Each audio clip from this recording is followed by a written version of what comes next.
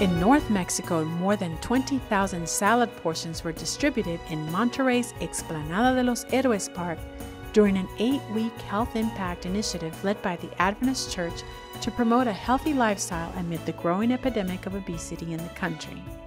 The packaged salads were given out for free this past April while government officials, church leaders, and members supported the church-run initiative, I Want to Live Healthy. Church members from the Northeast and metropolitan areas participated in the activity, setting up information booths on the 8 steps to live a healthy lifestyle. The activity included a series of physical skills tests and exercise segments. The effort ended the Special Health Initiative program on April 19 at the Monterrey Arena, where more than 11,000 people gathered to hear testimonies of dozens who had changed to a healthier lifestyle during the 8 weeks the activity was held, as well as hear messages of the importance of spiritual health.